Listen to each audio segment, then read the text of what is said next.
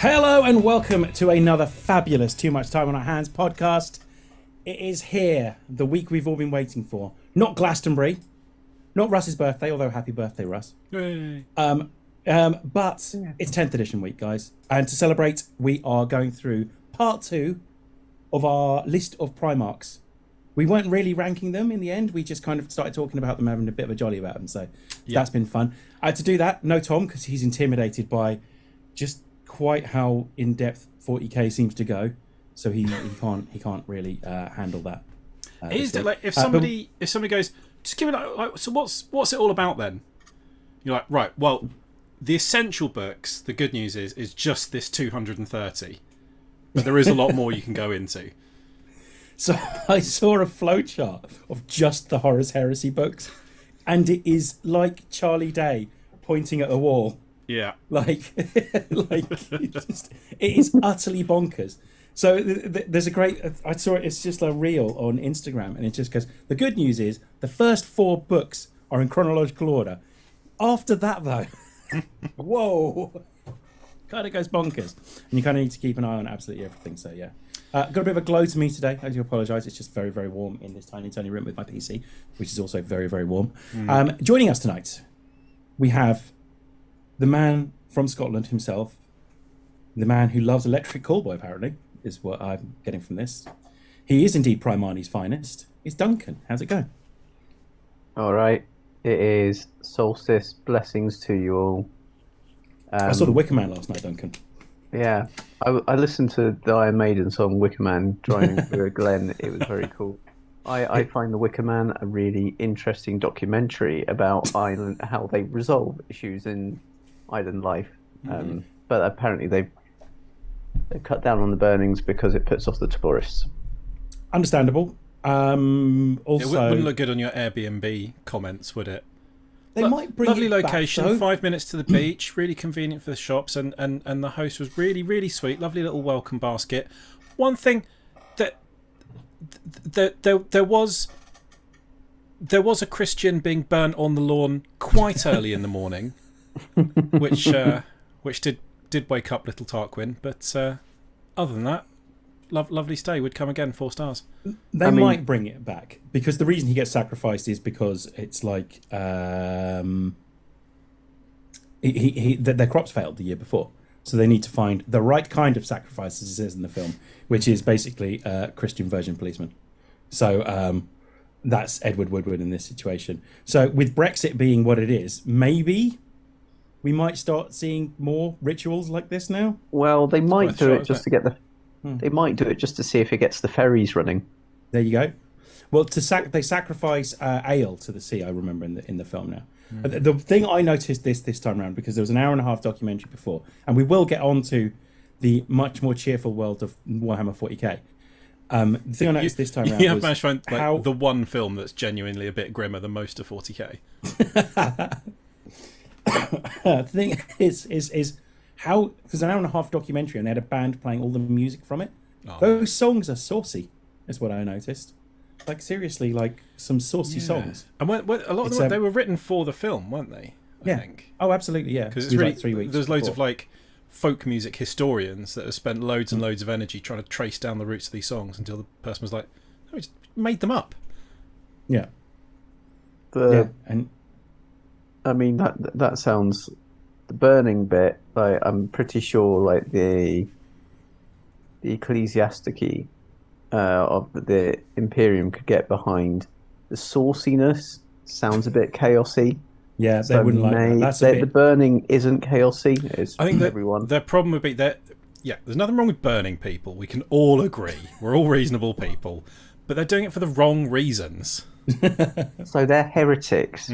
So they'll have to come in and burn them. And you are being burnt because you burnt people for the wrong reasons. I kind of assumed it was like too sexy, which means you're Slaanesh. That's what I was thinking. I was kind of thinking it was like Rogel Dawn hanging out with like a Slaanesh cult, like about halfway through. Like, you're sitting there watching it, going, "No one here's a good guy." But at the same time, when he shouts out at the end, it'll have to be, nobody else will do it. It'll have to be you next year. And there's that tiny little flicker of uncertainty in Christopher Lee's eyes at that moment. Christopher Lee claims it's his greatest role, which I think it might be. Lord Summerisle. He's just fucking perfect in it as well. Like he's just completely, like they had on this documentary they had Britt Ekland talking about like how she just wanted to go and hang out, but Edward Woodward and Christopher Lee were like serious actors and they go back to their trailers and get ready for the next day and stuff like that. So it's just crazy when you think about like they go into a sweet shop and it's full of things like foreskins and stuff like that. So, but it's just a fucking great film. Like I remember, it reminded me how great it is. I haven't introduced you yet, Russ. Russ, Fist of Dawn. How you doing? What's up? Russell Dawn. I suppose. I'm pretty sure that's what it was last time. Yeah. And I've stuck with Dangron because he might get some serious airtime in this one. It's coming up soon. Yeah, definitely. So we're not listing Primark stores. This is all to do with. What's your favourite Primark store? I'm curious now. I mean, actually, I always used to quite like the one on Princes Street in Edinburgh. It's pretty good. Okay. It is nice, that one. The big one in Milton Keynes next to the MK Bowl. That's not bad. And there's a Marks and Spencer's next door, so you can kind of hit both ends of the cultural spectrum. I'd stay away from the one on Oxford Street. It's always too busy. It's basically a fist fight. It's too much. I mean, there's one in Braehead. It's all right, but I don't know. There was a nice There we go. So we're not doing that. Well, we've covered it. Well done. Yeah, congratulations, us. Podcast done. Wrapped why up. on earth would I bring up a list that has the Primarchs that aren't listed in Legion Order? Why would someone do that? The Legion Order one might be well below it. Oh, maybe. Oh no, I've got it here now. That's cool. I just think steer clear of the big Primarchs. Funny story, St Albans was meant to have a Primarch as well, but they deemed it not very St Albans worthy. Which is bear in mind that we used to have a Poundland and a Pound store next door to each other. Yeah, Poundland and a 99p store. Both gone now. This might be quite confusing for people that aren't au fait with 40k. So, what I will do, I'll explain. Maybe we should try and come up with like celebrity comparison to some of these people as well. Sure. I think that might be the way to go as well. So the Prime talks about so far, if anyone's in, talks about the first. I need to say 10, but it's because deleted from Imperial Records. So we've gone through the first 10 legions. First 9 legions, because 10. Well, first, we just didn't have very much to say about the second. Don't talk about. We didn't talk about 2, and then technically we're going to start on 11, but there's no 11. Yeah. There's no 11. So far we talked about Lionel Johnson, Primarch of the Dark Angels. He's a bit feral. He's the overwhelming feeling, I think. And he's a knight. He loves all that shit. And he will happily known Homeworld. If he was going to be played by anyone in a film, it would be Charles Dance. This is the most obvious one, I think. Fulgrim, just fucking awesome. Like, real pretty boy. Like, sexy Fulgrim. At the same time, bit evil, probably kill you. Bit evil. Bit evil.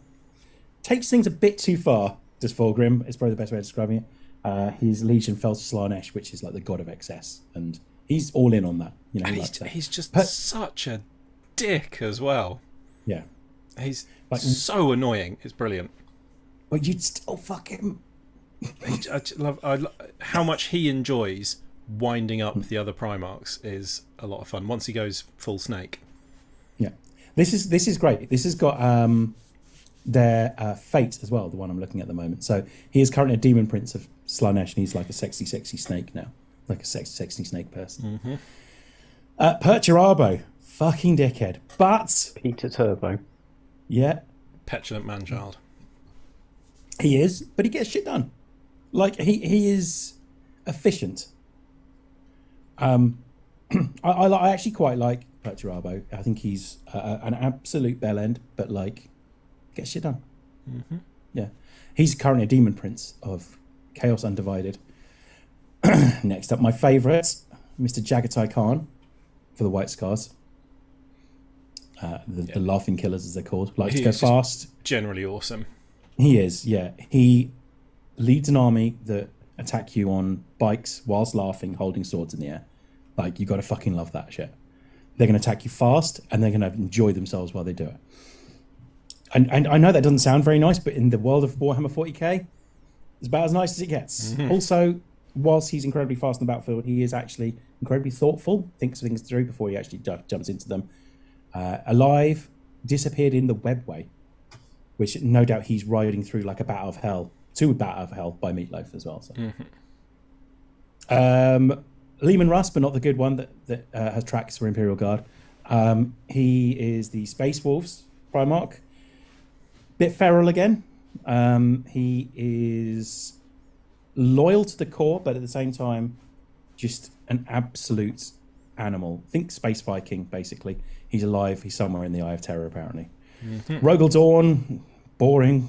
Just a bit too straight-laced, but at the same time, an absolute bellend with it. Someone you would not want to... You'd never want to go for a drink with Rogel Dawn.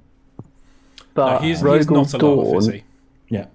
Was also quite against the second founding of the splitting up of the... Yeah, he loved having a big legion that he nearly got entirely killed when he went chasing after Perturabo. Yeah. Yeah, it kind of didn't really matter after that because he only had about 6 blokes left. So he was sort of codex and one hand. Accidentally. Yeah, but isn't it from the Imperial Fists you get the... Black Templars? Yeah. And the Crimson Fists, yeah. Yeah. And a whole bunch of others. Black Templars, scary motherfuckers as well. So yeah. Next, these three all have something in common. We'll discuss what it is when we get to the end of the 3 of them. Conrad Kurz for the Night Lords, just an absolute piece of shit, but only saw visions of the future, but only the bad visions. So assumed that was what was going to happen to him. Let himself get killed by an assassin because he saw that's how it ended, even though he could have killed the assassin.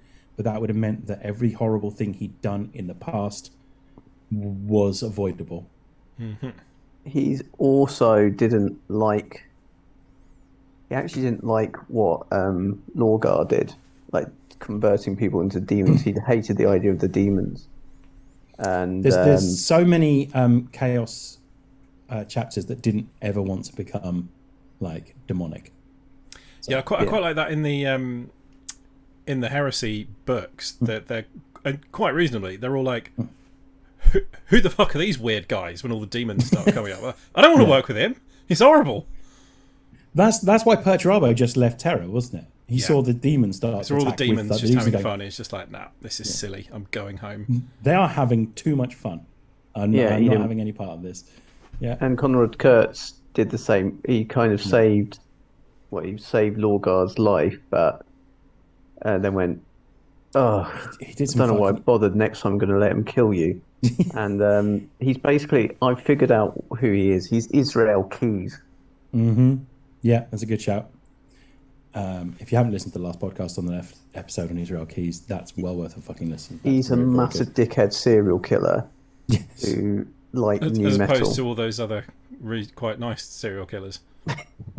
Yeah. I mean, he is, out of all serial killers, he is one of the biggest. I agree. Just jerks. I know there's no nice serial killer, but he is such a little too into new metal as well. Yeah, and that's what Conrad Kurz would be. Oh, absolutely. Well, Conrad Kurz is loosely based on Batman, but like the Batman that would go around killing an entire planet to bring the crime population down, which is literally he did. So it's he's dead. Sanguinius. Everyone loved Sanguinius. Like he is the everybody loves Raymond. Whoa. I disagree. I think Fulgrim has better hair. Oh yeah, okay, Fulgrim. But Sanguinius was the nice one. He was like except he was a vampire. It's kind of forgotten that he was a vampire. People like vampires. How nice was he? When he died, it drove his entire legion crazy. He's also dead as well. So yeah, he's leader of the Blood Angels. Blood Angels incredibly influenced by Catholicism, and just Blood Angels are a cool chapter, and they got cooler when Sanguinius died. I think personally, because that became like a big thing about them. Then finally, of the dead trio, is Ferrus Manus. He died from his best friend Fulgrim chopping his head off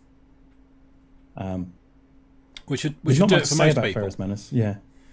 I've just listened to the Adeptus Ridiculous episode on Ferrus Manus, and the I overwhelming like feeling is, Ferris Man. I forget. He oh, gets a fuck bit off! No one short likes shrift. Ferrus Manus. No, I do like him. He's got those cool metal hands.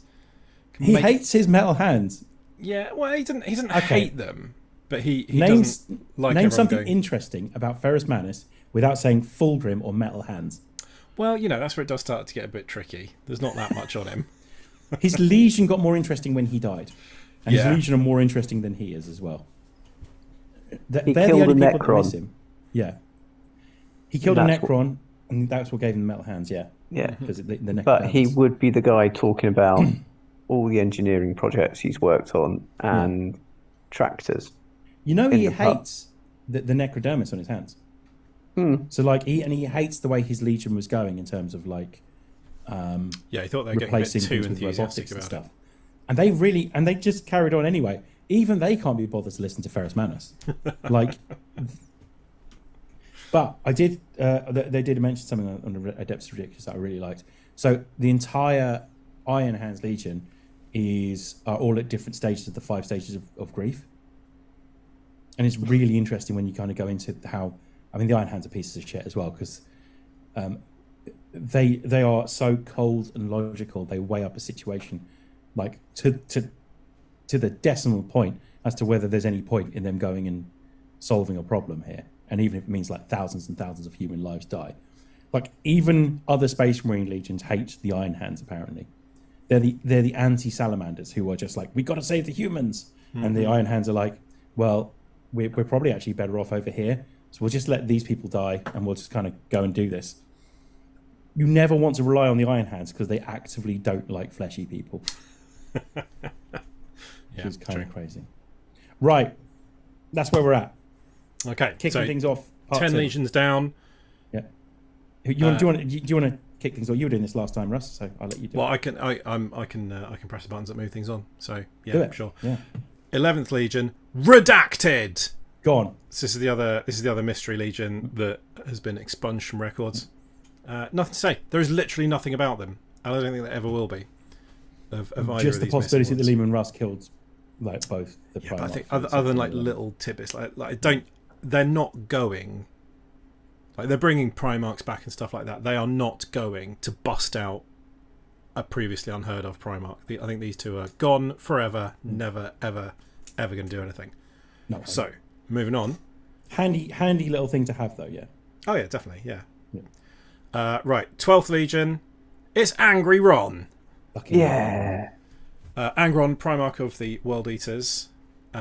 One of, favourites is a little bit of a difficult word to use, but he's one of the coolest. No, he's not the coolest. I He's think one of the most there's interesting. a lot. You can actually have a lot more sympathy for Angry He's Ron. fucked over his whole life. Yeah.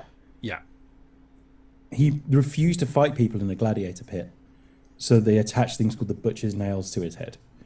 Now, so anyone that's doesn't know anything about 40k lore, there's this dude, the Emperor. I'm just joking, but it's because that then we're here all night. But Angron's a Primarch, son of the Emperor, and the Primarchs all got scattered thanks to Chaos, thinking they're hilarious by scattering all these people to like different planets and stuff. Hilarious. Hilarious, and got sent to this planet where they have like massive gladiator battles, and he refused to fight in one, so they attached this thing called the butcher's nails to his head. And No, if you they look on, didn't attach it. They hammered them into his skull. yeah, They were remnants of They were remnants of a technology from the Dark Age of technology. yeah, And in normal brains, they rot the brain. yeah. But they just cause, the only pleasure you can get is through violence, and they just cause extreme violence. But they just really, in a Primarch's brain, it just did really fucked up shit. The only emotion you can feel without feeling pain is anger. Yeah, that's the thing that's really messed up. It's not just that he only gets pleasure from violence, it's that doing anything that is not hitting someone with an axe causes him physical pain.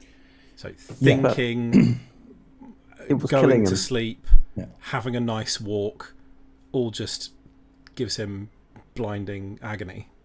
So that's bad to start with. Secondly, whereas the Emperor went down to some planets and just went, ho ho, I'm so jolly. Here's my son. I'm going to let you beat me in combat. Oh, you beat me in combat. You're my son. Let's go put a legion together and go crusade people and tell people that religion is wrong, even though I'm technically whatever. I'm not going to go into it again. But Angron, he just kind of let it all play out. So he let the whole rebellion of the gladiators. Think Spartacus, but like in a even more fucked up universe. Like Spartacus, just at very last second, just telling Angron on board because he wanted to see what Angron would do with like this resistance of like other gladiators. Yeah, it was kind of like I'm actually in a bit of a hurry here, so if we can get going, we are just going to leave everyone you ever had the slightest shred of affection for. We're going to leave them down there, and they're all going to get massacred. But good news, you're my son, and we're gonna. Yep. Yeah. If it just waits like 10 minutes. The angriest person in the universe onto his ship, who was just about prepared to die at that point as well, because like all they have felt their entire lives is just anger and pain if they don't feel anger. Teleports him on there, immediately demands to be teleported back down, refuses to do that, and from then on he kind of resents his dad basically. Kill a custodes just like that. Gets pissed Big E's off. treatment of Angron sounds kind of out of character. Why didn't he bring planet to compliance? I don't know. He's a piece of shit. Like he's just. I suppose the way he brought it to compliance was by letting the upper classes kind of take over and take down the gladiators. Yeah, he doesn't really care who's there as long as they're not doing anything non-compliant. And eventually they did go back, didn't they, and conquer the planet. I can't remember the name of the planet now. They did go back, yeah. And I think he found like a big mountain covered in all the bones of all of his friends. Yeah. And then went and killed everyone. Yeah. Yeah, he literally killed pretty much everyone, didn't he? So they were. He's the Primarch of the chapter called the World Eaters as well, which says everything you need to know about this guy. And he's the first one to get turned into a demon. Yeah, and that's fucking Lord's fault as well. So like, correct me if I get this wrong, because I think I find it quite confusing. But we'll get to that in a bit. Basically, the Emperor used him to do all the jobs that no one else wanted to do, like all the really brutal, like this planet's not falling into compliance. Send the World Eaters down there to just kill them all until they come to compliance. And once they come to compliance, Angron will probably still then kill them all. Angron was probably heading towards Khorne way before like there was any inkling that was the case. Yeah, but they did like they were not savages exactly. They weren't like uncontrolled. Like there's some before they go completely Khorne-tastic. Like there's some good bits where like Khan is talking to people in other legions. I love that. He's got real like tactical acumen, and he's like, yeah, no, I understand what people think about us, but we're a tool to serve a purpose, and sometimes that's what needs to be done. But he's like quite considered and polite and cultured. And fun fact, Khan even now, whatever. Like even after he fell to chaos, Khan the betrayer, Khan One Sleeve, he is still like that apparently. He like in between battles, he's cool, calm, collected, and it's only when you get him out there onto the field that he suddenly becomes an absolute frothing lunatic. I don't know, like what do all the Chaos Space Marines get up to in their downtime? Like, I just don't think they have much. What's their home life like? Yeah, it's just pain, like Brian from Spaced. But yeah, that's it. That's right, Dan. Yeah, the Butcher's Nails were slowly killing Angron, so they assumed he would die by the end of the crusade. Oh yeah, they had a look at him and they were like, he's gonna die, and the Emperor's like, he'll probably be useful for a bit, so leave him as he is. Because they figured that taking the nails out was going to be worse, which is probably going to kill him anyway. Lorga couldn't forgive the fact that he found this out and was going to try and save him. Couldn't do it, and so turning him into the demon was the only way to save him. Yeah, Lorgar thought he was doing the right thing. And because Gilliman was about to take him down as well. Yes. Gilliman was about to kill him. Like, it's... Gilliman gets a lot of shit, but I fucking love him personally, but we'll get to him in a second. I mean, it's fairly natural that he was going to fall to chaos.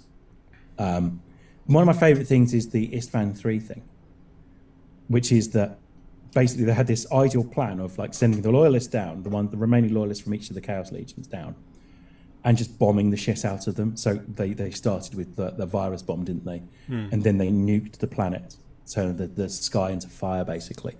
And in between doing that, they saw a ship heading down, and Angron on the ship, because he didn't feel like this was an honourable way to do it. Leroy Jenkinsing his way down onto the surface. I think I saw one of them survived. Yeah, I'll deal with it. So yeah, he becomes a demon Primarch. If you haven't seen the model, his model is fucking awesome. It's one of my favourites. And when he dies, he's resurrected on the 8th hour of the 8th day of the 8th week, because Khorne's number is 8 or something. And he has a split second before he starts coming back to life, and between him dying, where he actually feels nothing. And that's why he just throws himself into these unwinnable situations, to have seconds where he doesn't feel the pain and the anger from the butcher's nails. It's fucking tragic. Like, he is... in the Arcs of Omens thing, he basically splits a planet in two, which kills him. And he basically sees it as like the sweet release of like this pain and anger that he's feeling. And then he comes back again. Fucking love Angron. And he is pretty cool.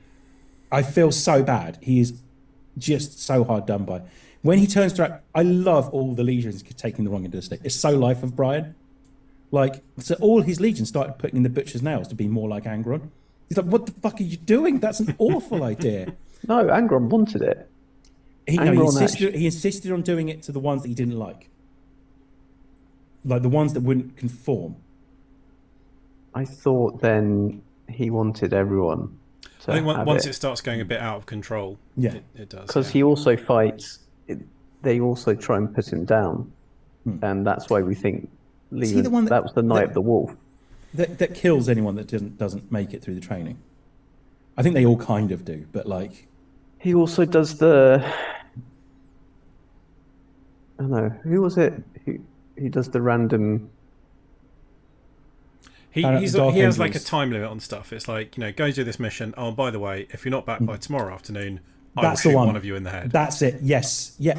He shoots one of them. Yeah. If they don't make it, he probably doesn't shoot them, does he? He probably just rips Dark Angels servitorize anyone that doesn't make it through the training, because they don't want them knowing any of the secrets they might have learned in the process of the training, which is just fucking brutal as well. Angron, World Eaters, Dark Angels are just bastards. really don't like them. Yeah, they're pricks. No one's a good guy is in this world, and I feel bad for Angron, but at the same time, he's now really cool and a giant demon with wings, so he's fucking awesome. Yeah, pretty cool. He's definitely the most metal of the Primarchs, right? They also have to keep him locked in the labyrinth before the Battle of Terror. Yeah, because he's just fucking nuts. Yeah, he's just uncontrollable, and like he's sort of rampaging around his own flagship, just massacring all the crew. And there's that what's her name? Lotara Saren, the captain of his ship, is like, fuck it, I'm just gonna lock him downstairs and send all the crew down there, and he can have fun ripping them apart while I try and deal with this. She is fucking awesome. So she's like the head of his ship, and this is all according to... I'm stealing a lot of this off Adept, it's ridiculous. In one of the books, there's a bit where she just goes up to a Chaos Space Marine that she thinks has fucked up her plan and just shoots him in the head with a las pistol.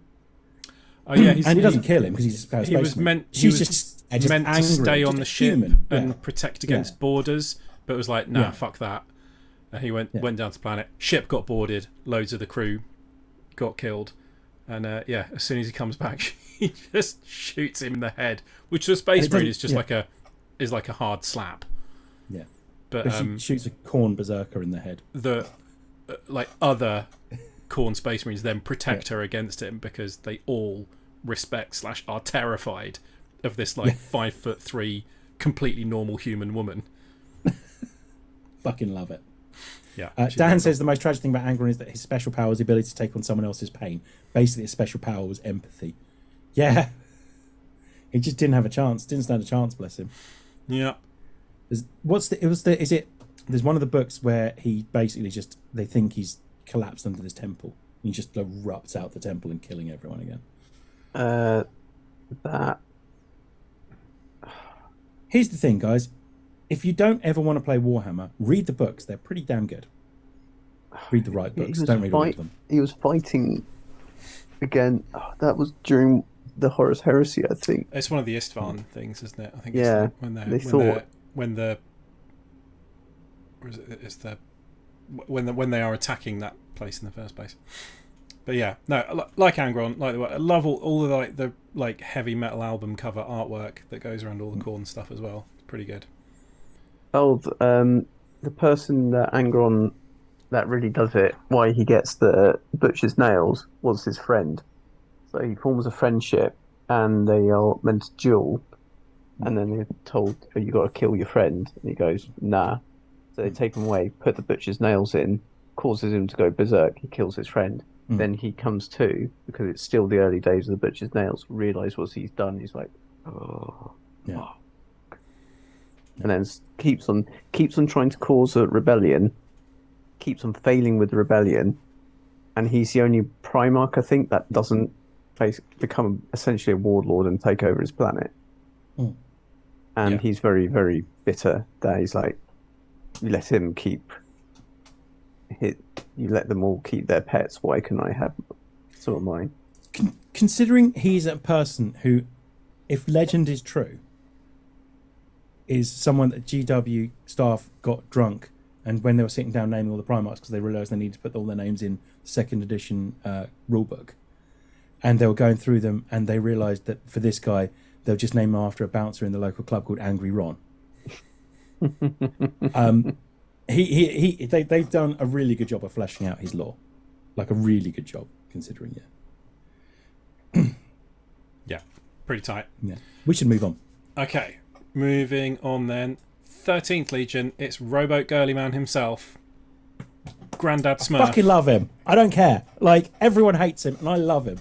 I don't think people that just say they hate him. I think it's more just the overall tiredness of sort of 4th edition onwards, when it was just all about the Ultramarines and everyone else didn't get anything interesting.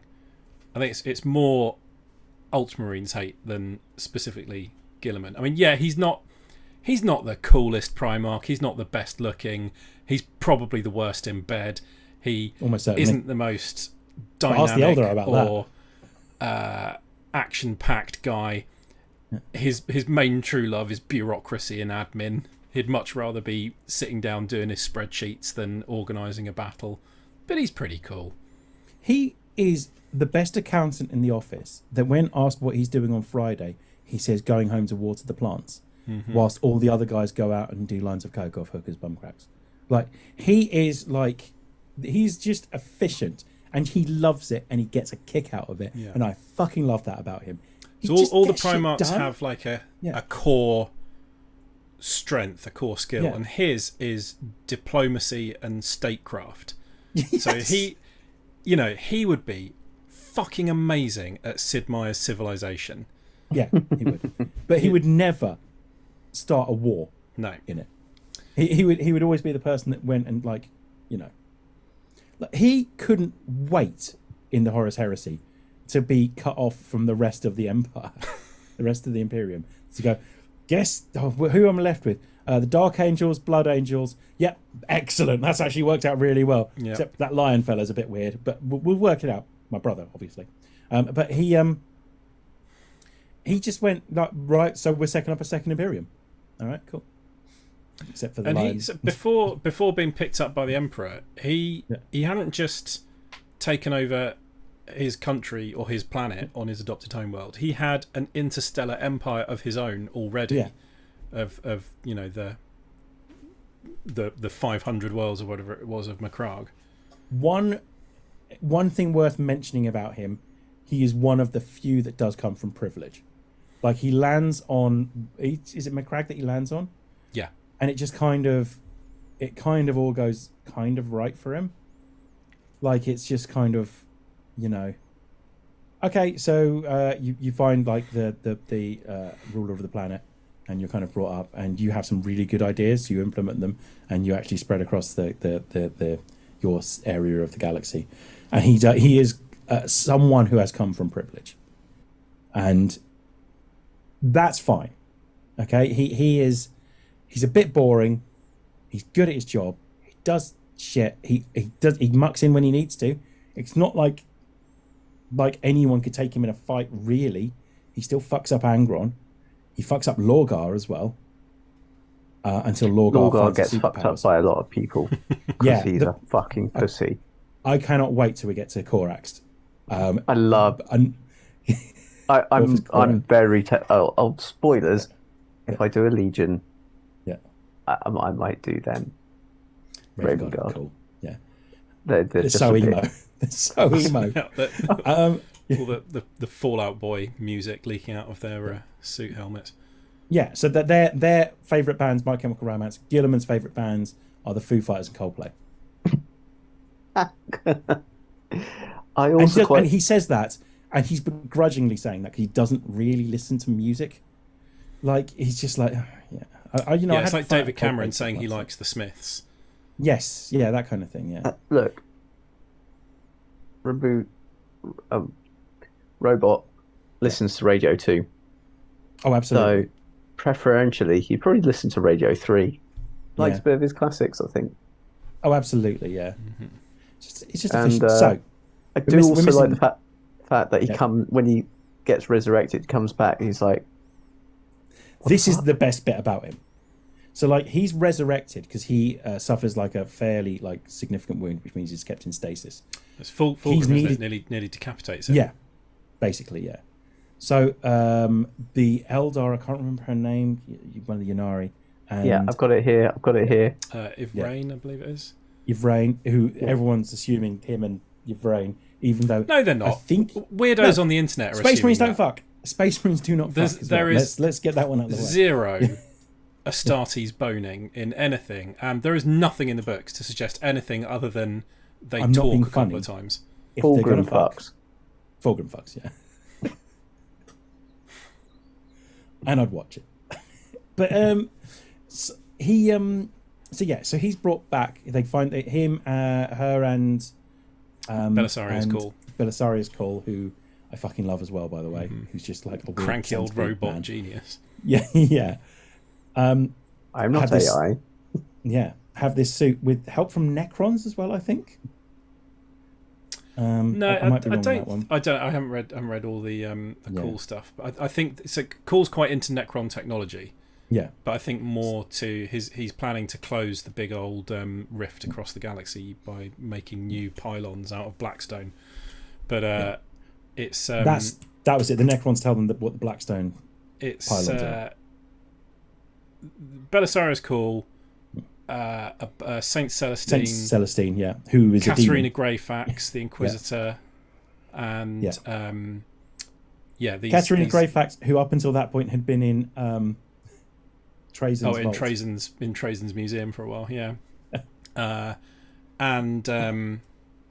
so these Eldari, what are they called? It's the priest of the Yunari, that's it, isn't it? They're the new faction of the Eldar who are all about death and resurrection. So the way they resurrect him is they allow him to die first, which they don't tell them until slightly after the last minute. Yeah. So he sort of dies and is reborn. Yeah. And he's reborn, so pops to be out 10,000 years later, and everything's gone a bit weird.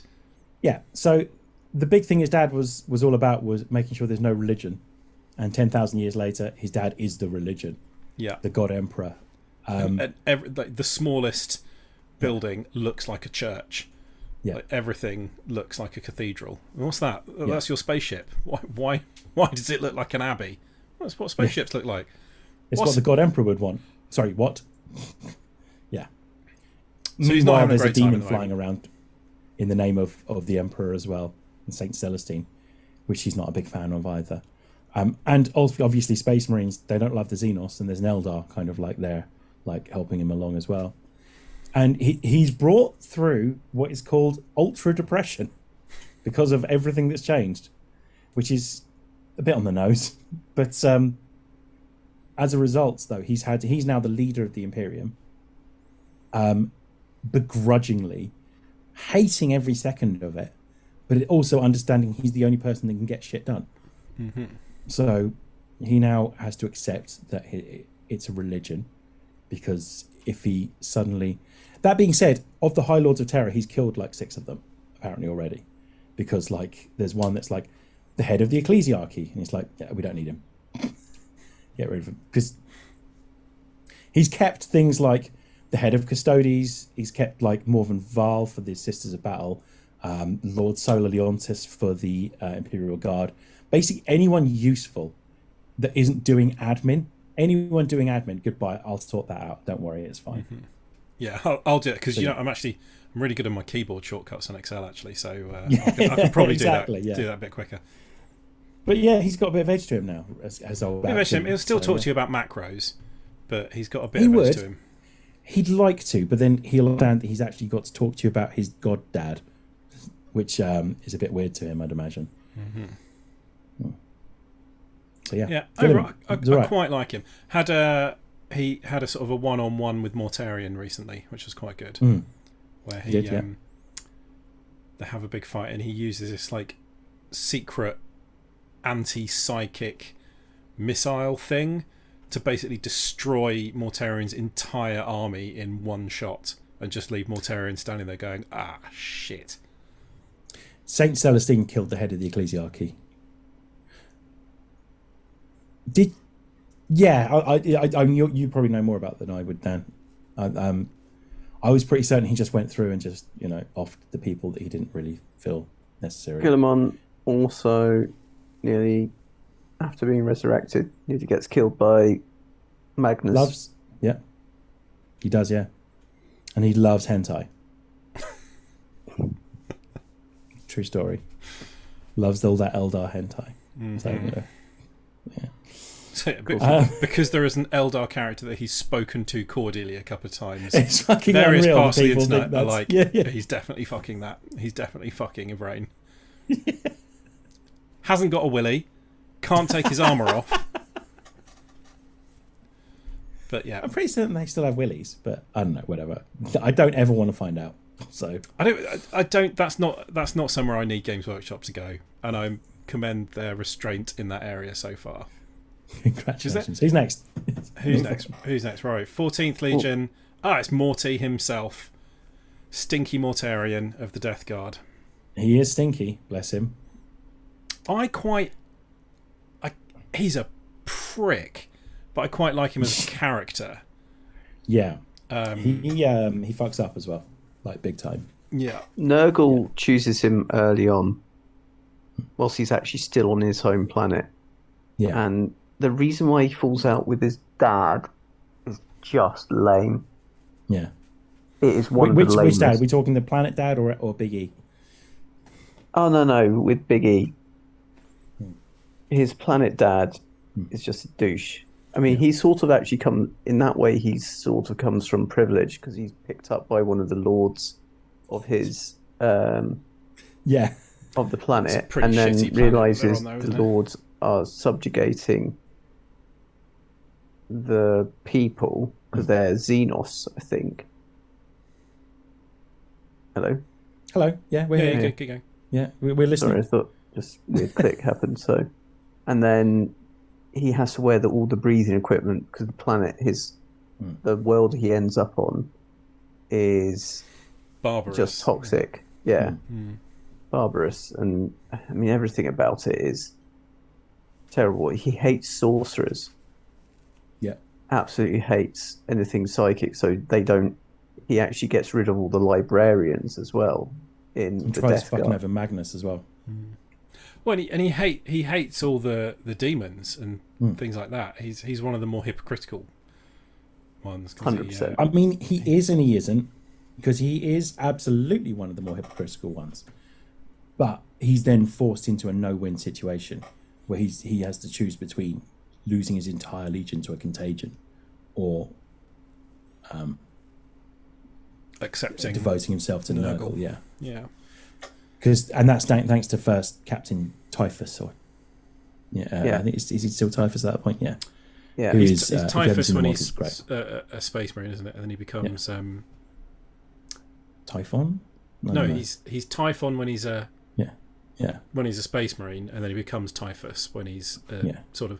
He's not a demon, is he? But he's like quite. He's on the way to being a demon. Who, Typhus? Yeah, he's got he's the sort whole. of he's the he's Lord got of like the Destroyer swarms of like flies and stuff like living in him, isn't he? And he's But sort of in charge of the Death Guard these days, because Mortarion basically hangs out on his replica Barbarous demon world that he's created and just moodily broods about not being the one who killed his father.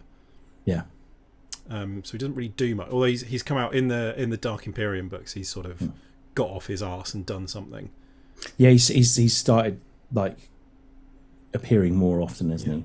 Like, But he in- doesn't. on Like, attacks. he's just a spiky bastard. He doesn't get on with anyone. Doesn't get on with Typhus, who basically has the loyalty of most of his legion. Doesn't get on with any of Nurgle's demons. No, They all think pissed he's a off dick. half of his legion by trying to bomb them on Istvan 3 anyway. Well, that'll do it. Yeah. Yeah. He just so easily swayed as well to Horus. Horace Horace. bonds with him Yeah. better, and I think Horace was the only one that really spoke with him, and that's why he kind of bonded with him. Oh, absolutely. What was the other thing that he had to? I know it's Chorus that had to do that. I can't remember what the Death Guard were always. It was just absolute. Those slow-moving, tanky motherfuckers, basically. Yeah, Yeah, they're the just whole really thing's just sort of thorough. relentless. Yeah. They will Oh, yeah, not that stop. was- They will not fall back. Yeah. They just grind down defences. Yeah. Whatever the cost. A sneaky little chip there. There's not much else to say about Mortarion. The model's amazing.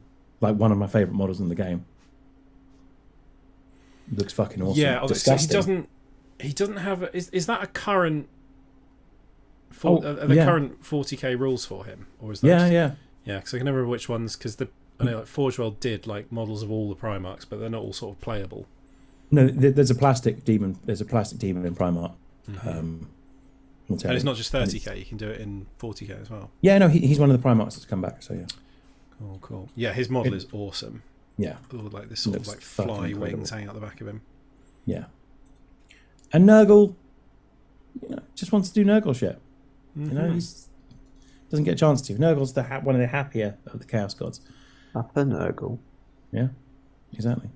Yeah. that Also, I model's mean, fucking awesome. Nurgle is the one who is going to win in the end Mm-hmm. because he's the Lord of Entropy. So Yeah. at the heat death of the universe, he's going to be like, "Told you, bitches." There's Not easy for us, yeah. there's a fantastic little comic series someone does online about just a daily happenings of all the gods and stuff.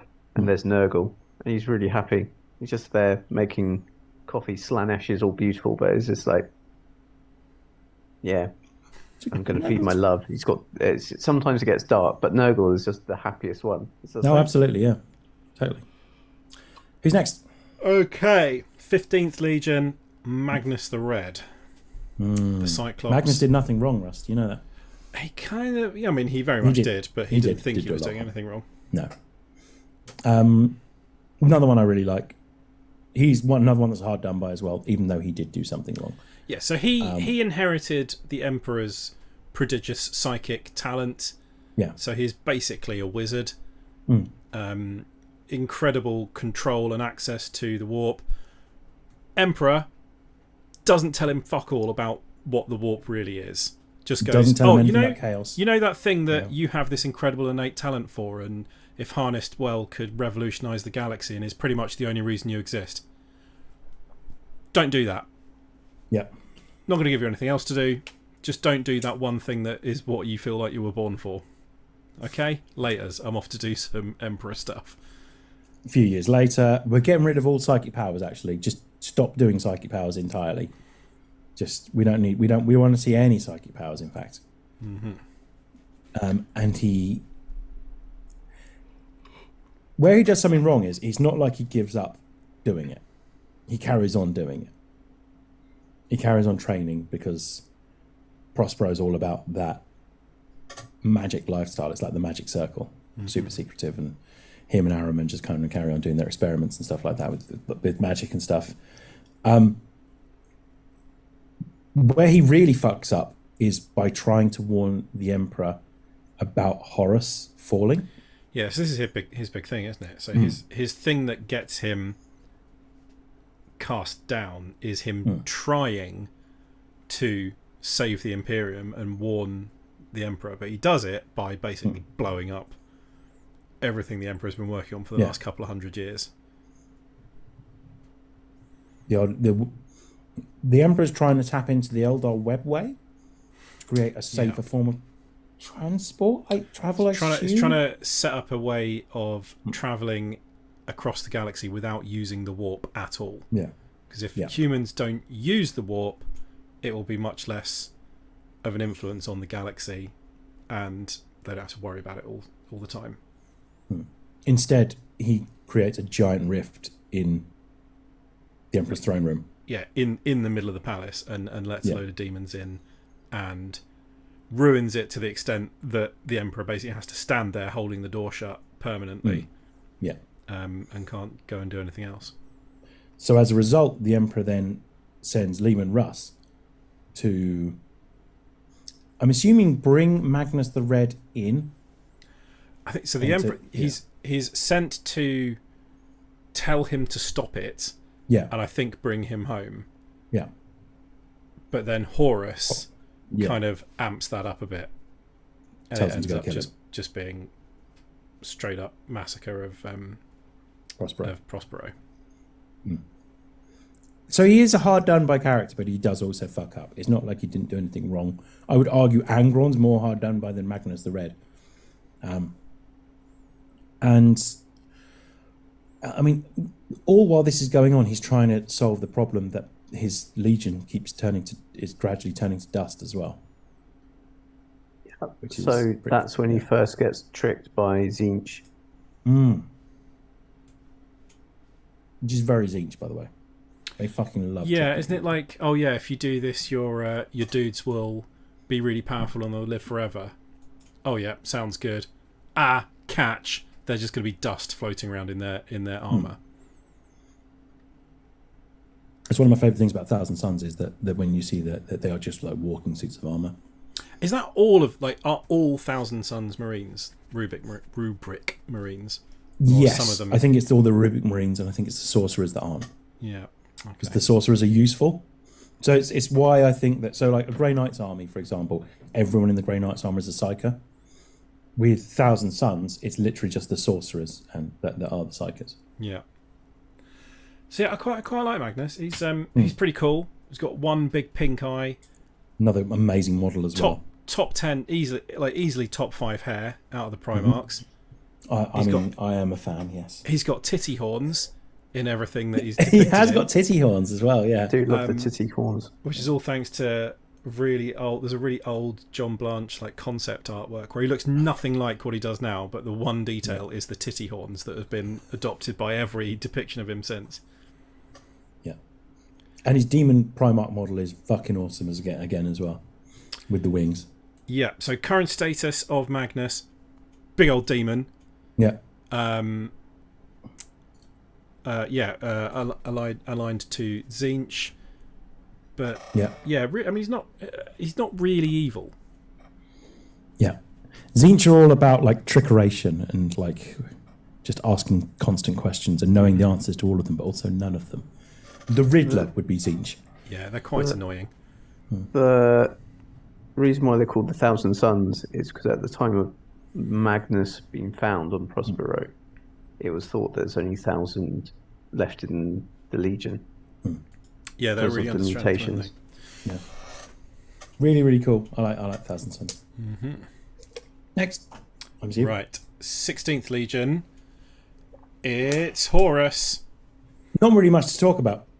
You know, he becomes the War Master, which is a pretty interesting title at the best of times anyway. And then just kind of gets shit done. And I think that's about it, right? Nothing happens. Yeah. Oh, except that he defects to Chaos and absolutely fucks everything up. Well, he doesn't defect to Chaos, does he? No, he doesn't. They taint him. They kind of like woo him. He genuinely believes he's doing the right thing. Yeah. Up to a point. Yeah. I think he must, you know, a good couple of years into the heresy, he must have been like, I think we might be the baddies. But up until then, he is arguably the nicest Primarch as well. He's friends with Mortarion. He's friends with everyone. He's friends with all of them. They all love him. He is the best Except one. Raba. Like, yeah. He is the only one that should have been chosen to be War Master. But when he was told, he went and asked the Emperor for it not to be him. He didn't want to do it, which sort of shows that it should have been him. He wasn't friends with Corvus. He never actually got close to Corvus. No, but he was friends with like Sanguinius and all the big ones basically that anyone gave a shit about. So he was the Except first. He was the first one found, and he had about 30 odd years where it was just him and the Emperor. Although was he the first one found? We'll get to that at the end. But, yes, that's a good point. He was the favourite son. Like, there's not much. Yeah. You know, I don't think the Emperor's probably not the sort of dad that is very good at disguising the fact that he had a favourite. Yeah. So yeah, he's just sort of generally awesome until he went super arsehole. He was the guy as well that got to a point where it's like, should we actually be killing all these people? Like, literally all they've got is a different opinion on things. Like, is there any way we could just talk to them? And he comes so close to actually doing it. And then that prick Erebus, fuck me. You rascal. Yeah, Erebus fucks everything I've up. nicked the sword, run! Yeah, and then drops the Lunar Wolves in it, who become the Sons of Horus, who eventually become the Black Legion. But yeah, Horus is the one that's like there trying to actually make peace, and there's like a whole thing about like how he's just reluctantly having to fight them. Like the idea that like we came so close to actually doing something different, to actually making a difference, and then doing things in a different way. And then it still ends up with them having to kill everyone, basically. Eventually, he gets stabbed by a Nurgle blade, which is a position that he's put in by Erebus again, I think. And Erebus is like, "Oh, I know these guys. Come on, it's fine." And then, from then on, he finds out that Big E, his dad, has been working with something that they'd never really believed in at that point. No one believes in demons or chaos or anything like that. And that the demons were bargained with to create the Primarchs. And as a result, he resents his dad for it and believes that his dad has the ability to work with true evil, which then leads him to then take on the powers of that true evil to try and take down his dad. Yeah, am I missing something? That is the general. That's pretty much, yeah. And he just it's the classic. He gets shown that what convinces him to start his heresy is he is shown a terrifying vision of how the Imperium will end up, and it's just exactly what happens. He is shown the absolute truth of, people living miserable lives, worshipping a corpse emperor as a god, and demons and stuff running around riot. He's shown exactly what will happen. He's just not told that it will be because of him. Yeah. So he genuinely believes he's doing the right thing, and also if it's it's Angron running down onto that planet and the Eisenstein ship with Nathaniel Garrow on it escaping and going to tell Rogal Dorn what's going on. If those two things hadn't happened, he would have done it in 6 months. Yeah. It would have just leaning happened. heavily on Perturabo sorting shit out though. Well, everyone so needs Dan- their own accountant. If you Dan can't says, sorry, go on. if you can't have Gulliman as on your side, then you might as well have Peter Turbo. Yeah. Well, it's either Perturabo or Rogal Dorn. And weirdly, I think I'd lean with Perturabo, even though he'd be more annoying. Dan says Horace done an Anakin in that his fall was written really badly in the books. He gets shown a vision by Erebus, who is disguised as someone else, sees through Erebus's deceit, but decides to trust the visions anyway. Yeah, I didn't didn't love that bit, but I can get behind the sort of the overall. I kind of assumed thrust it of was like he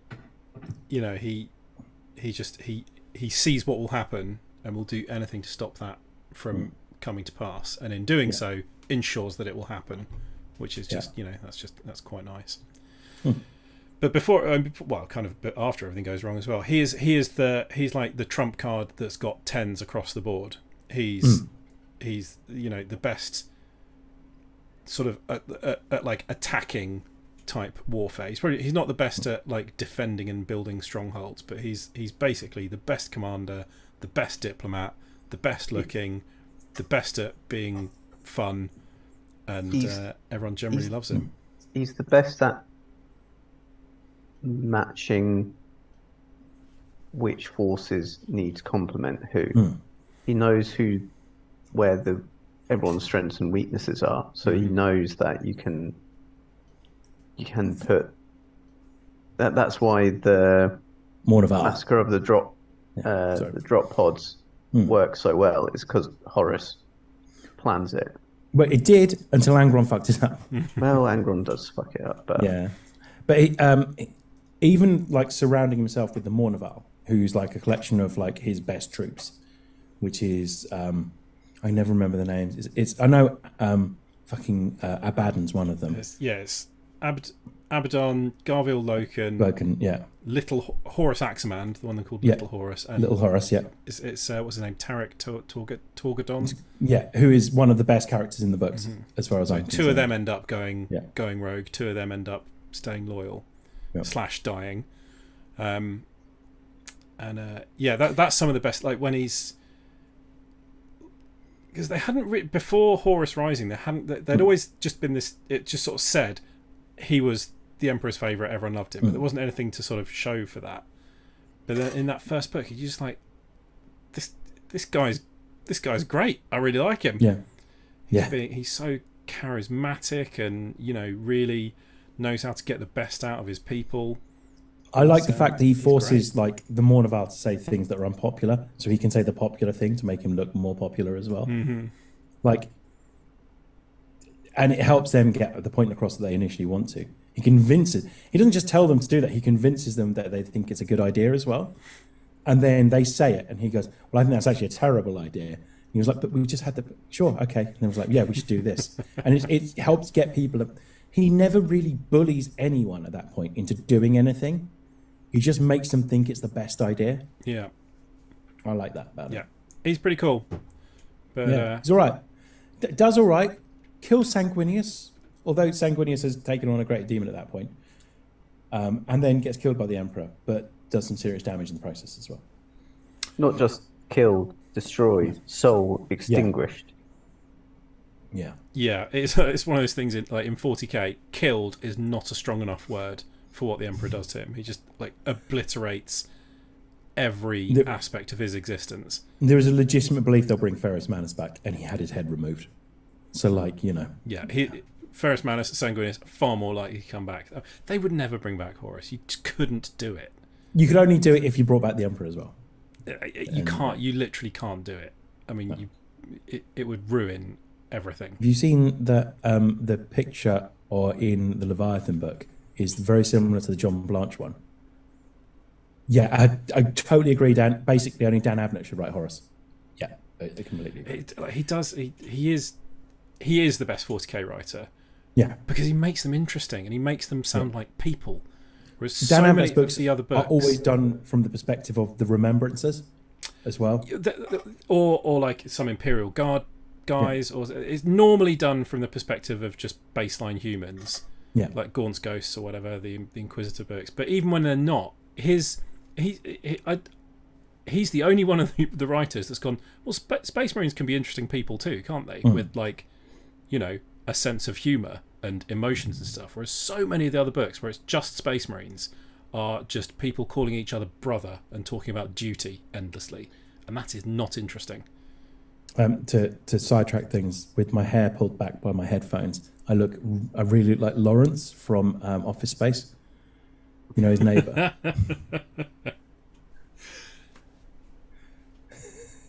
It's true, you do. What would you do if you had money? I'll tell you what I'd do. 2 chicks at the same time.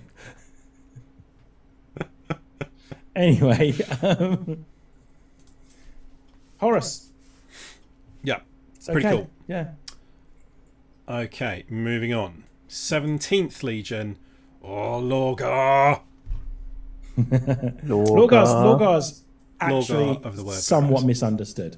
Yeah, he's still a dick, though, isn't he? He is an absolute bellend, but he wanted to worship his daddy, and his daddy didn't want to be worshipped. Daddy. Yeah, he wanted to. He did want to worship his daddy. Yeah. I love how in this picture he's just got one pauldron on for no reason, which cannot be comfortable. No, but I get the feeling Lorgar would be into that. Whatever makes it more uncomfortable. He super religious. Yeah, he was the first person to say, hey, when we're spreading the word of the Emperor, it's a bit like a religion, isn't it? He was the only legion that had chaplains at that point. And he seemed to take a really long time bringing planets to the light of the Emperor. And people were unaware why, until they dropped onto the planets and saw that there were churches being built for the Emperor, which led to the Emperor turning up on the main planet. I can't remember what Lorgar's homeworld is, but with the Ultramarines, psychically forcing all of the word bearers to bend the knee and not do anything, whilst he set fire to the big church, basically. The Emperor fucking created Lorgar as a bad guy. Yeah. The Emperor gave Lorgar his Riddler backstory. So from then on, Lorgar was like, oh God, we can do a bit of research. Oh, Chaos Gods. Why has he not mentioned those? I bet they don't mind if I worship them. He just wants to worship someone, bless him. Well, he ended up on a religious planet, essentially, where there were the old gods worshipped or something. And wasn't Corferion like a exiled from whatever the Covenant was? So he was found by an exiled priest, essentially. But Lorgar's a cleric. He's just a reader. He likes his books. He hates ending up on the battlefield. That's why he gets mullered so many times. Yeah, totally agree. He gets saved by Conrad Kurtz and then goes, what? And Kurtz goes, next time I'm not going to bother. What the fuck have you done? Kurz comes so close to killing him as well. Yeah. After Corvax. Korax comes so close to killing him. And Kurz was about to kill him. Yeah, and Korax fucked him up. Yeah. Was about to rip him by the spine, and then we'll come to Corvax in a bit, but also agree with what Dan's just said, which is 100% true. Lorgar was possibly the most successful Primarch. He got what he wanted in the end. Yeah. The Imperium is exactly how he saw, like, that now, with, like, not now, in current 40k lore, is exactly what he wanted it to be now, which is, like, this absolute belief that the Emperor is a god. He just revered his dad as a god, and his dad didn't want that. It's like his dad handled it really badly. Yeah. Going back to Angron, his dad goes, "Yeah, I have no feelings for my children. They're my sons. They're just tools. They're just useful. But they can call me dad if they want." The galaxy, yeah. Actually, I quite like it. No, I'm not going to go there. But it's, Lorgar's a touch misunderstood. Erebus was the real piece of shit. Lorgar is unfortunate. I believe he lives in a tower now with another Primarch that we'll get to in a bit. Just constantly outside waiting going, outside him. I'm gonna fucking kill you I'm when gonna you come out. fucking kill you, you fucking piece of shit. So he is a demon now, isn't he? He is, yeah. But he's interestingly a demon of Chaos Undivided because he loves all of them equally. Yeah, I don't really trust that, if I'm honest with you. What's your favourite film? It's too hard to decide. I'll just take them all. I like all the Mission Impossible films. I do like all the Mission Impossible films, actually. I don't know why I was like them, but yeah. Yeah, Lorgar, there's not much else to say. Super religious. Dad didn't like him playing his religious records, so he threw them all away. And went and found some other ones, which were a bit more problematic. Yeah, so instead he got into Burzum. So yeah. And he obviously likes Horus because Horus listens to him, and Lorgar actually shows empathy, I suppose. You know, he wants to save Angron. He cares. He actually cares about people. He actually does. I don't know about that. I'm pretty certain that Angron's just useful to him. Like, I think he absolutely, that's a useful situation for Angron. He doesn't save him. He turns him into a demon Primarch, making his life infinitely worse. Yeah, it stops him being killed. It does, but also Lorgar needed him to not be killed because Lorgar was next on the list. Like, I don't know. I don't know about that. I get the feeling he's more sympathetic than people think he is. But yeah, they're all still pieces of shit. So yeah, you're right. He did get exactly what he wanted, because he wrote what is basically the Bible of the Letico Divinatus. Yes. So he wrote his two New York Times bestsellers were the Book of Lorgar, which was all about summoning demons, and you know, did very well with certain aspects of the Primarchs, and I can never pronounce it properly. Or I don't know how he meant to pronounce it, but Letico Divinatus, which is the book which he wrote first, postulating that the Emperor is a god, and was originally like this underground sort of text that was copied and shared among these sort of, you know, the imperial cult when it was like an underground banned religion, and is now the official text of the imperial cult and the ecclesiarchy. So yeah, he's you know, I don't think it's not common knowledge in the ecclesiarchy that their main religious book was written by a chaos demon, or you know, someone who is now a chaos demon. I don't think they'd like that. You probably wouldn't love that, if I'm honest. But there's no good Primarchs, except... Shall I move on to the next one? It's Vulcan! I love Vulcan. Like, who doesn't love Vulcan? Vulcan's the best. He's the coolest, and he's just a nice guy. Let's calm down. Jagatai Khan's still the best. But he is a nice guy. The salamanders are the only shit about his life. Don't get me wrong, still going on giant gates for the not that nice. Of all of them, he's the nicest. Whereas the Iron will look at a no-win situation and see human life and will go, oh well, we'll be more useful else. The salamanders would go in and try and rescue these. They've got, which means Space Marines.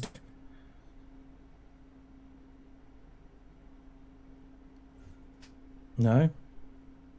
So they go see their cut families out for and a stuff. moment there. Say that again. Sorry, they've got families, which means Space Marines do fuck. They do have they have families, but I think it's more to be like their brothers and sisters and parents. I don't think they go home and have kids. Enough, But that was great. Like they can go. Yeah, they can. They're the only legion that thought it was remotely sensible to maintain any ties with their family in their previous life, but it does mean that there's all these like little villages on Nocturne that have had to like widen the doorways and knock out all their ceilings because, you know, they're fucking huge. Their sun is now 11 feet tall and weighs half a ton. They're the biggest of the Space Marine legions, right? The original ones, not including the Calcaridons. Yeah, and aren't they like really, physically really the biggest as well? Like the Salamanders are Yeah. huge by Space Marine Yeah. standards. Yeah. So they're They like were a called good the foot or Dragon so Warriors. taller Weren't than they everyone else. also almost wiped out? Yeah, I mean, that's happened to most On of them at some point, hasn't it? the drop site massacre, them. Yeah. Yeah. So them, the Iron Hands, and who The else was Raven it? Guard. Oh, Raven Guard. Raven Guard were get all nearly wiped completely out in the drop. Yeah. obliterated. Yeah. So the Salamanders nearly get wiped out. Vulcan, who's a perpetual, which means that he just comes back to life when he dies. He was taken capture by Kurz, right? Yeah, And sort Kurz, of inventively knowing he's a tortured for quite a perpetual, long time. yeah, like he knowing he couldn't kill him, he'd kill like his like company mates, like in front of him and stuff like that, and like inventively really eke out like the most painful ways of killing Vulcan, knowing he'll come back to life again. Kurz was a piece of shit, but he had a rough upbringing, but in the sense that he's brought himself up on a planet where he killed lots of people. They love fire as well. Do the Salamanders, Vulcan as well. So currently, he's kind of missing. See if it says it on the things, because they go into He's but perpetual. He's it sort of says missing, here. presumed in the webway somewhere, I think. Yeah, but he's left like a treasure hunt to like try and find. Yeah, pieces. he's set like a scavenger hunt, Yeah. hasn't he? He's left Yeah. his 9 favourite knickknacks somewhere around the galaxy, and Yeah. apparently when the Salamanders find them all, he will pop out from wherever he's been hiding and come and save the day. And they've got like 6 of them, or something. They've nearly got them all. I'd imagine they'll get them all when they desperately need the Salamander, when they need Vulcan And back as a Primarchs come Primarch back, model. yeah. Yeah. Which I think will be a while, because I think that they're going to do. It'll be a Russ. Chaos one next. Yes, it will be. I think the next 2 will be Fulgrim and Leewin Russ. That'll be my guess. Because the main chapters are Space Wolves, Blood Angels, Dark Angels, Ultramarines. So, like, they can't bring Sanguinius back, so it just leaves Leman Russ, really. Yeah, definitely. Yeah, they definitely shouldn't bring Sanguinius back. Yeah. They won't. The ones that are dead are dead. Rogel Dawn, Yeah. question mark. They only found his hand.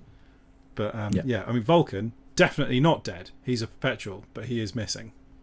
Yeah. Yeah. Could I easily love be. Vulcan. Yeah. He could easily be currently held by Trazen. That would be funny. That would be I don't know about amazing. being I don't like the idea. I don't think he'd be held by Trazen. I think he would find a way to get out Yeah. because he's cool. But Trazen's vault is just so I'm handy. guessing 1 or 2 of his knickknacks that they need to find are in Trazen's vault, that or would be may well have amazing, already yeah. been. But I would like to see a new Vulcan model, because I think he could Yeah. look very cool. I love With that fucking hammer as their well. look, all the green and gold, all like the dragony, flamey iconography, all the sort of The dragon jet scale black skin capes as that well. they wear. They look so cool. Bright red eyes, yeah. Mm. Yeah, I agree. Love Vulcan, love the Salamanders, love the fiery aspects to them as well. They're a fun chapter. They're pretty cool. Yeah. Okay, right, moving on then. 19th Legion, Captain Emo himself, Corvus Corax of the Raven. Yeah. Fucking love Corvus. These guys are like the tactical arseholes that would turn up at paintball with all their own kit and really high level, automatic. All in black paintball though. guns. They'd be like yeah. in black SAS storming the Fatigues. embassy style fatigues. Whilst listening to My Chemical Romance. Yeah. Yeah. saying that. Black Parade is a great song. Undoubtedly. My Chemical Romance are fucking awesome in Yeah, general. really good. Like, yeah. Nothing I said was light on My Chemical Romance. They are fucking awesome. But He's he's the only one of the Primarchs that has like a pouch for eyeliner in his armor. yeah. He's also one of the Primarchs who go. The Emperor lands, talks to Corvus, and then buggers off, and Corvus strategically leads the rebellion. And apparently, it's a big lesson of sometimes you've got to make big sacrifices to get to the goal. So they do that. He is meant to be they're meant to be masters of stealth. Yeah. So which is hilarious. Corvus can hide himself. Yeah. Like in plain sight. He's got a psychic ability where cameras and stuff will still see him, but he can force people not to. So it just doesn't register. Sometimes, Dad, I just don't even think you see me. And he's got the biggest, meanest lightning claws and wings. And when which Lorgar's well aware of. Yeah. Because Lorgar stabbed the fuck out of them, yeah. And then Corvus is like the retributor now, the law enforcer, and he's determined. He also tries to rebuild his legion, which then the Alpha Legion then completely spoils, and so they get these mutations, and he keeps the mutations, but then gives them the Emperor's kiss, or like the Emperor's peace. At the end, to make up for the fact that essentially is something that's tainted by chaos, and sods off to start hunting down demon Primarchs. He's currently outside, as in the Immaterium, he appears just as a giant raven, and he is a demon Primarch now. Yeah. Yeah, that's really he's a loyalist demon Primarch. If he's going to become like. So if Saint Celestine is like a greater demon of the Emperor, then so's he probably now as well. Yeah, apparently it just shows what your soul is meant to. In the warp, it's described as that it shows his soul. No, but I really like this. Like, he spent so long in because he just sort of ran into the Eye of Terror, didn't he? So yeah, he's been hunting in the warp, and the warp changes people, so he won't come out looking like he did when he went in. I'm sure he's not going to come out literally just as a giant raven, which would be a bit weird. I fucking hope he does. It'd be great if the model is just a big hope he bird. Does. But he will, like, he's going to come Have you seen out any and of he will have been changed. the interpretations? Yeah. I've seen some of the drawings. drawings. Because he is currently hanging out outside Lorgar's house waiting for him to come out so we can fuck him up, basically. I don't know if that's the best use of his time, for a to lot be of what honest. happened. But he could be out leading his legion. His legion all have the beaky helmets as well, which I like. I appreciate. Yep, old school. Because they look awesome. They also like Korax. They because they were too small during the second founding. I don't think they have any. They don't have any tanks. They have no rhinos or anything. The Raven Guard is still like a stealth one. Yeah, it's not their kind of thing, is it? They're all about stealth and like rapiding. So they've got lots and lots and lots of jump packs and things like that, haven't they? They like to pop in unexpectedly. Yeah, they're pretty cool. Definitely. So whilst Russ, Kurt, so that means we're on 20. I was just going to say, whilst the Kurtz is going, oh, you've got to listen to this band, and puts on like Coal Chamber, Corvus then sneaks around and puts something good on. I reckon actually Corvus would also be well into Sisters of Mercy and the Damned. Yeah, definitely. Yeah, Anyway. he'd love Sisters of Mercy. Probably like the Damned, actually, thinking about it. Yeah. I'm fucking in on Korax. I've just managed to convince myself that I want to collect Raven Guard. But are they much Russ, on the tabletop does that at the mean- moment? Is there a lot of like specialist units for them? you've got a Shrike, who is I can't remember what the rules are for Raven Guard for 9th. The reason, 'cause 10th, there's no special rules. you wouldn't be able to get beaky Primaris size helmets for them, so they're probably quite difficult to do at the moment. The one thing that's been people noticed, someone 3D print noticed, them. because they've converted a load of the new Terminators, is that the helmet's roughly the same size, so it doesn't look that bad. Oh, well, if so- you take an old school helmet and stick it on a Primaris Marine. Yeah.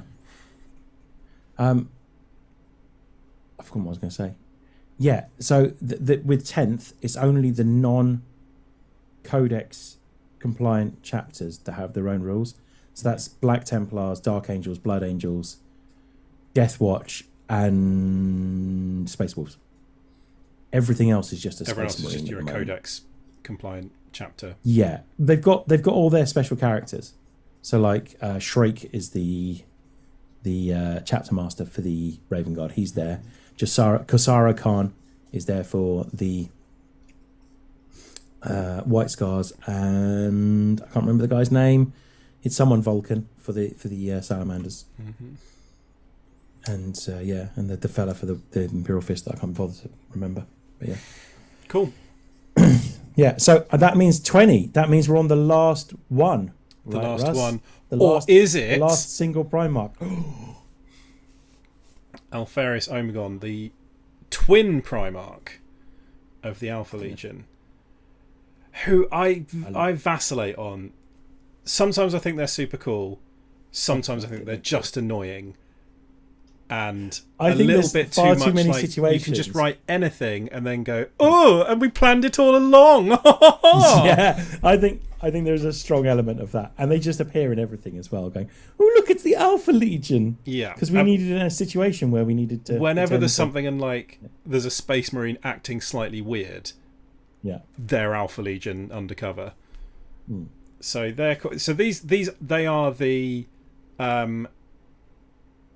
sort of unknowable Legion. They're generally considered. They're certainly not loyalist, and they're generally considered to be chaos, but they're not. They're just in it for themselves. And they very much aren't really on either side. And you guys read Legion? Yeah, so that kind of hints that they're generally on the side of the loyalists, but not really. Yeah. They're the tricksters, the subterfuge. Yeah. And they were shown what would happen if Horus didn't succeed. And so that's why they backed Horus, because they got shown by some ancient group of Xenos. And they don't like chaos, but at the same time, they're kind of chaos. They needed, basically they needed Horus to win, but that doesn't mean they like him or agree with him. Yeah, and so their motto is for the Emperor. Yeah. No, that's the Emperor's children. That's the Emperor's children.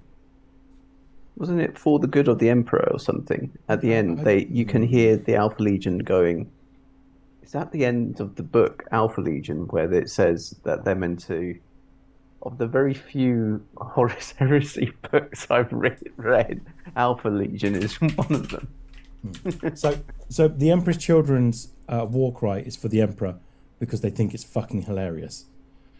I don't know what the Alpha Legions is, but it's something like for the good of the Empire. Or so the end of Legion. Sorry, Legion Duncan, you are completely correct. It is for the Emperor, but it is in a Gothic language derivation. So it's Hydra Dominatus is what they say, but it translates to for the Emperor. Oh, what the fuck! I never knew that. But I heard Hydra Dominatus. Again, like with everything for them, it could be taking the piss like the Emperor's Children, or it could be sincere. Fucking pain in the arse. So they're basically allied to everybody. They pop up all over the place doing sneaky shit. They're not much of a battlefield force really either. They are much more subterfuge, spying, sabotage. They take on diplomacy. More like regular people than other legions do as well. Yeah, and they are physically small as well. So the Space Marines and the Primarch they all look identical, and the Primarchs are the same size as the rest of the Space Marines. And they will all, if you ask them who they are, they will all say, I am Alpharius, because they all pretend to be the Primarch. So every time somebody thinks they've killed him, they probably haven't. However, it is possible that Rogel Dawn has actually killed Omegon, they reckon. So that is Alfarius. that is Is it revealed Alfarius? Yeah. in Legion, isn't it? That Yeah. that there is no one Primarch of the Alpha Legion. There are two of them, Yeah. identical twins, Alfarius and Omegon. Yeah. One of them is probably dead. Yeah. The other one probably isn't. And also, Omegon was the last Primarch found. There are hints that Alfarius was in fact the first Primarch found long before Horus. Yeah. Which So is quite cool. Alfarius was then brought in to be like the guy who does the espionage for the Emperor. So And also had a hand in bringing up and educating Horus. Yeah. So That's an Omegon espionage. may be dead. they're the Omegon may be dead, slain by Roboot yeah. after the heresy. Alfarius is dead, slain by Rogel Dawn during the Battle of Pluto. But once again, But it could Maybe be not. it could have been someone pretending to be him. yeah. You would think that one of the Primarchs could kind of tell if it really was a Primarch that they were talking to or not, but yeah, John Grammaticus could you tell, can never couldn't say he, in anything for Legion? sure. Yeah. Yeah, he can tell, but he's weird. Yeah. Yeah. He's another perpetual, isn't he? So, and the Alfarius book, it suggested that Omegon was killed by Rogel Dawn. Do you know what my favourite bit in Legion is? It's when Alfarius has been taking shit from like the leader of the forces or the Navy leader, like all through that book, who's literally only in it to further his career. And because they're the newest Space Marine chapter, he feels like he can boss him around. And Alfarius just kind of takes it throughout the whole book, going, yes, you're right. Until the end of the book, when it turns out that the Alpha Legion have their own game plan here. And I love how it's described. He takes his sword and splits him in two from the crotch up, basically. And it's just one of those moments where it's going, you fucked with him the entire book. And he's just been waiting to do this all along because he's still a fucking Primarch. Like, you can't just fuck around with him. The end of that, when it's meant to be the elite Imperial Guard attack, and they just get butchered. Yeah. Like, I think they land one blade on one of the armor, and it does nothing. Yeah. And then the whole Imperial forces are abandoned on the planet that had been cleared of water, so that the Primarchs could meet with the whatever they are. The Cabal. Yeah. Yeah, and so the idea is obviously they tell them that if they side with Horus and the war ends quickly, you can either have chaos for the next however many years, but if you don't, then it's going to be 10,000 years of torment, isn't it? That's is what they pretty much say. And obviously something fucks up because Horus loses, and now we've got the 10,000 years of torment. So, yeah. That's it. Primarchs, all 20 of them. Who's everyone's favourite? Done and dusted. Duncan, who's your favourite? I don't know. I'm going to be Lorgar. I'm going, I don't really have a favourite. I mean, I quite enjoyed reading up about Corvus. I think he might be so fucking hardcore. Corvus is pretty cool, yeah. Yeah, Corvus is cool, yeah. Russ? It's a toss-up between Vulcan and Jagatai Khan for me. Yeah, Jagatai Khan's my they're favourite. But both Vulcan's up there, yeah. Angron's in there as well for me as well. And obviously Fulgrim. I fucking love Fulgrim as well. So, yeah. Great. Though So I will much fun. say, my allegiance has switched because my very first one, obviously, was Lionel L. Johnson. I quite liked it. Mine was the Ultramarines. So yeah, mine was yeah. I like the Arthurian legend aspect of it, of the Dark Yeah. Angels. Yeah, I never liked the Dark Angels. They're just annoying. I don't like them. They're dicks. Yeah, me too. Yeah, not a fan. They are. The models look cool though. They do. Just quite like the green. Yeah, I quite like the black of the pre-heresy ones as well. The black and red ones. Yeah. They look cool as well. I also quite. I mean, admittedly, it's just a Death Watch Terminators I like. The original models were beautiful. And they tend to be like a sort of a bone creamy kind of colour, don't they? Yeah. Oh, Deathwing. Yeah. Yeah, Deathwing, Deathwatch, Yeah. Deathwing Terminators, and the backstory of how they got their scheme and stuff is just really cool. Dan's favourite is Alfarius or Perturabo. Perturabo's up there for me as well. I fucking love Perturabo. Grumpy little bastard. Yeah. Yeah. Just a reluctant chaos. I just like the fact absolutely. that he's just like, oh, fuck, I'm chaos. He's a demon now. prince. No? Yeah, I've seen some really cool portrayals The of most how he would look reluctant as a demon prince, let's face Oh, it. he fucking hates it. Yeah. But I'd imagine he's just like a bit like Vashtor. He's like fused with like metal and like loads of guns It's like, great. poking out of everywhere. I won't be able to find it, but somebody made an amazing model. It was up on Instagram, and he's got like he's all like fused with the machinery of his armor and sort of engines and things, and he's crushing a dreadnought into the ground, and he's like ripped the guy out of the dreadnought and is holding him in his hand and like crushing him to pieces. It's pretty sick. It's quite cool. It's so Perturabo. Yeah. I think we're done. Shall I wrap this up? Let's do it. So, thank you for watching. We promise we won't do something on Warhammer next week. We'll do something else. I haven't figured out what that is yet. I know I kind of want to carry on with 10th editions coming out as well. Talk about all the Leviathan and stuff. But we want Tom to come back. So he seems to not want to come back unless we stop talking about Warhammer. So It's understandable. yeah, we will still talk about it. But I want to kind of coax him in first before we do that. So yeah. If you want to contact us, hit us up on Twitter. It's just at Gridiron Gents. Or you can email us. No, Gridiron Gents. Not that one. It's at TMTOOH. And come join the Discord. It's the pin tweet on the Twitter. Or come see our Instagram. It's at TMTOOH as well. Yeah. We'll be back next week with something non-Warhammer related, probably. Probably. Can't promise that. Duncan, thank you very much. No, thank you. This was thank a you. pleasure. This was great. This was really hilarious. fun. I'm enjoying this. Russ, thank you. Hydra Dominatus. Hydrodominatus, which, as we all know, means I like big butts and I cannot lie. So, yeah. And with that, goodbye and cue the music.